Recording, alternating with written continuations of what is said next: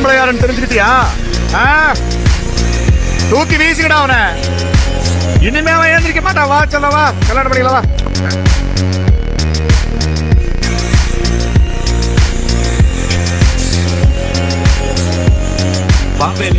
வா. அட வேணும் சாகலன்னு பாக்குறியா?